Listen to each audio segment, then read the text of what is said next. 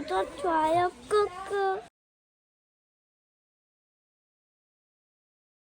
여러분 반갑습니다. 말씀 창고의 서현 목사입니다. 오늘도 시청해 주셔서 감사합니다. 여러분의 구독과 좋아요, 알람 설정으로 저희 채널을 응원해 주세요. 항상 함께 해주셔서 감사합니다. 오늘은 골로새서 3장 18절부터 25절 말씀입니다. 오늘 말씀은 예수님이 우리 안에 계시기 때문에 예수님을 모시는 사람으로서 모든 일을 주께 하듯 해야 됨을 이야기하고 있습니다. 여러분, 그리스도인은 어떻게 살아가야 될까요? 오늘 우리의 삶의 원리를 하나님은 우리에게 말씀하고 계십니다. 그 원리가 바로 모든 일을 주님께 하듯 하는 것입니다. 오늘 이 말씀을 통해서 우리에게 주시는 하나님의 마음을 함께 묵상해 보기 원합니다. 18절부터 말씀입니다. 아내들이여 남편에게 복종하십시오. 이것이 주 안에서 합당한 일입니다. 남편들이여 아내를 사랑하고 괴롭게 하지 마십시오. 자녀들이여 모든 일에 부모에게 순종하십시오. 이것이 주를 기쁘시게 하는 일입니다. 아버지들이여 여러분의 자녀들을 화나게 하지 마십시오. 그들이 낙심하지 않도록 하십시오. 종들이여 육신의 주인에게 모든 일에 순종하십시오. 사람을 기쁘게 하는 사람들처럼 눈가림만 하지 말고 주를 경외함으로 진실한 마음으로 하십시오. 무슨 일을 하든지 사람에게 하듯 하지 말고 주께 하듯 마음을 다해 하십시오. 이는 여러분이 주께 유업의 상을 받을 줄 알기 때문입니다. 여러분이 섬기는 분은 주 그리스도이십니다. 불의를 행하는 사람은 자기 행위의 대가를 받을 것입니다. 거기에는 외모로 사람을 차별하는 일이 없습니다. 여러분, 오늘 말씀은 구체적으로 우리의 삶에 하나님의 말씀을 어떻게 적용시켜야 되는지를 이야기하고 있습니다. 특별히 실천적인 내용을 이야기하고 있는데요. 아내들이여 남편에게 복종하십시오 라고 말을 하면서 가정에 대한 이야기를 하고 있습니다. 18절은 아내들에 대한 권면으로서 권면의 내용은 짧습니다. 아내들아 남편에게 복종하라, 순종하라는 것입니다. 이 말의 의미는 무엇인가 하면 더 큰 권세 밑에 들어가는 것을 뜻하며 왕과 백성의 관계나 주인과 종의 관계에도 적용할 수 있는 이야기입니다. 그러나 오늘 이 말씀은 남편이 권력을 가진 사람이고 왕처럼 군림해야 된다라는 의미가 아닙니다.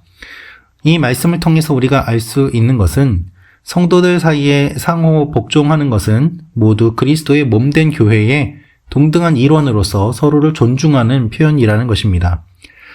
남편과 아내 사이도 역시 마찬가지입니다. 성도 관계의 한 형태이기 때문에 기본적으로는 상호 존중이 전제됩니다. 거기에 그리스도와 교회의 관계를 상징하는 역할이 첨가되는 것입니다. 그래서 바울은 아내들이 남편에게 주께 하듯 복종하는 것이 주 안에서 마땅하다고 이야기하는 것입니다. 여러분, 오해하지 마십시오. 오늘 말씀의 내용은 질서에 대한 내용이고 순서에 대한 내용입니다. 어떤 질서를 따르느냐, 그리고 우리가 무엇을 중요한 순서로 놓느냐에 대한 부분입니다. 하나님께서 우리에게 두 가지 조직을 선물로 주셨습니다. 수많은 다른 조직들은 인간이 만들었지만 하나님이 만드신 조직이 있는데요. 그것이 무엇인가 하면 하나는 가정이고 또 하나는 교회입니다. 가정은 하나님께서 만들어 주신 것입니다. 교회도 그렇습니다.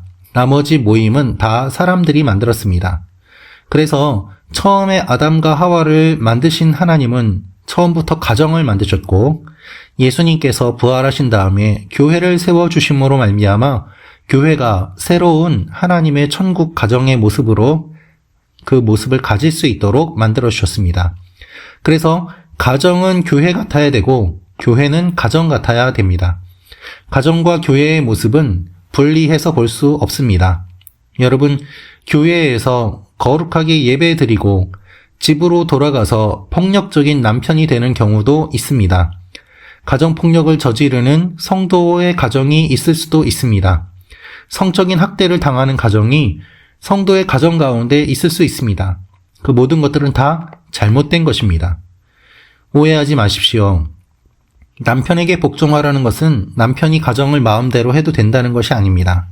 하나님께서 만드신 이 영적인 질서와 순서를 생각하면서 하나님이 만드신 가정처럼, 하나님이 만드신 교회처럼 무엇 다움, 어떤 것 같이 가정다움, 교회다움, 하나님 백성다움, 이 다움을 이야기하고 있는 것입니다.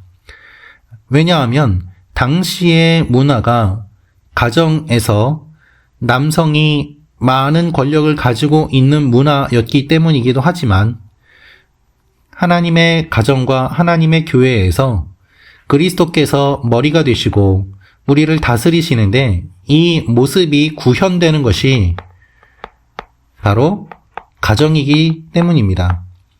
우리의 가정에 그리스도께서 머리가 되시고 우리 모두 주님을 중심으로 모이고 순종하는 것, 그것이 필요하지요. 하나님께서 말씀하시는 것이 바로 그것입니다. 그래서 하나님께서는 아내에게만 이야기하시는 것이 아니라 남편에게도 이야기하십니다. 남편들이여 아내를 사랑하고 괴롭게 하지 마십시오. 그렇죠? 이 말의 의미는 무엇인가 하면 아내를 날카롭게 대해서 상처를 주고 마음을 쓰라리게 하지 말라는 것입니다. 그리스도께서 교회를 신부로 여기듯이 아내를 귀하게 여길 때 이 모든 것들을 억제할 수 있습니다. 그래서 결국 존중과 사랑이 뒷받침된 가정을 만드는 것, 그것이 하나님께서 말씀하시는 것입니다. 자녀들에게도 그래서 이렇게 말씀하십니다. 모든 일에 순종하라고 말입니다. 그래서 이것이 부모를 기쁘게 하는 것이 아니라 주를 기쁘시게 하는 것이라고 이야기하고 있습니다. 부모에게 순종하는 일이 주님께는 물론이고 부모님에게나 순종하는 자녀에게나 다 기쁜 일임을 말하는 것으로 이해할 수 있습니다. 대상이 명시되어 있지 않기 때문입니다. 더 포괄적으로 이야기하는 것이죠. 그래서 이 일 자체가 모두에게 기쁨을 주는 일이라는 뜻으로 이야기하고 있습니다. 부모에게 순종하는 것, 그것이 모두를 기쁘게 하는 일임을 이야기합니다. 특별히 아버지들에게 한 번 더 이야기합니다. 여러분의 자녀들을 화나게 하지 마십시오. 그들이 낙심하지 않도록 하십시오. 이 말의 의미는 어떠한 방식으로든 반응하지 않을 수 없게 자극하는 것을 이야기합니다. 대부분 부정적인 의미인데요. 두려워서 따르도록 만들지 말라는 것을 의미합니다. 강압에 의해서 행동만 따라하는 것은 매우 심각한 일이 됩니다. 사랑하는 말씀 창고 가족 여러분, 가정에서 아버지가 어떠한 모습을 보이느냐는 하나님을 보여주는 것이기 때문에 자녀들이 하나님에 대한 이미지를 형성하는 데 매우 중요합니다. 아버지가 폭력을 행사하거나 학대를 한다면 하나님은 무서운 하나님으로 여겨질 것입니다. 실제로 어떤 성도님의 이야기를 들었습니다.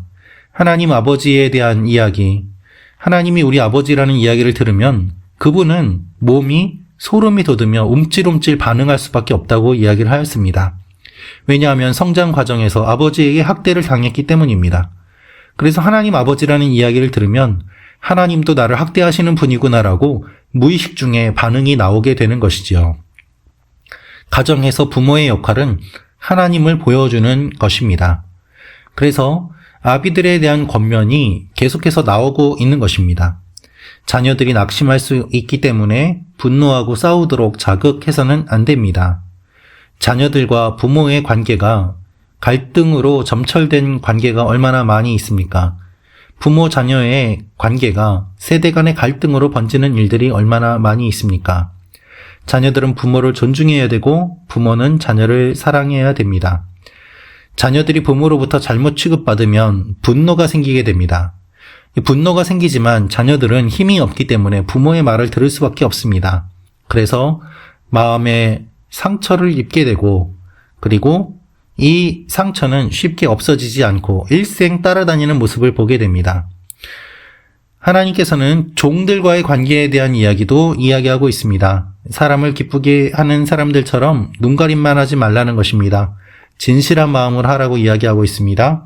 마음으로 옮길 수 있는 헬라어 단어가 몇 개 있는데 가장 일반적인 것이 골로새서에서도 연이어 나오는 카르디아라는 말입니다.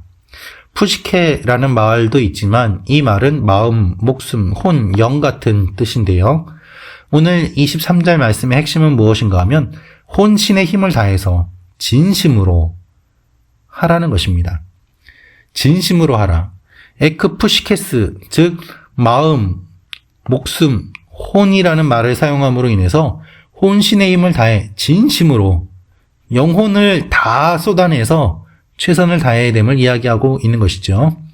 그래서 무슨 일을 하든 죽게 하듯 마음을 다해 하라고 이야기하고 있습니다. 여러분, 예수님이 기준이 되어야 합니다. 사장님이 기준이 되어서는 안 됩니다. 성과가 기준이 되어서는 안 됩니다. 주님께 하듯 하라는 이야기입니다. 왜냐하면 우리가 섬기는 분은 주 그리스도이기 때문입니다. 주님이 우리와 함께 하시고 주님이 우리를 다스리시기 때문에 바울은 이런 이야기를 하고 있습니다. 순종의 궁극적인 대상이 육신의 상전이 아닌 주님이기 때문에 상을 주시는 분도 주님이십니다. 주를 섬기듯 육신의 상전을 섬기지 않고 불의를 행하는 자는 불의의 보응을 받을 것입니다. 주님을 섬겼느냐, 그러지 않느냐, 그것이 유일한 심판의 근거가 됩니다. 여러분, 우리가 먹든지 마시든지 무엇을 하든지 주님을 위해서 해야 됨을 성경은 이야기하고 있습니다. 그래서 이렇게 예수 그리스도가 중심이 되는 사람은 자기 마음대로 살지 않고 하나님 중심, 그리고 바른 삶을 살게 되는 것이죠. 불의를 행하는 사람은 자기 행위의 대가를 받을 것입니다. 거기에는 외모로 사람을 차별하는 일이 없습니다.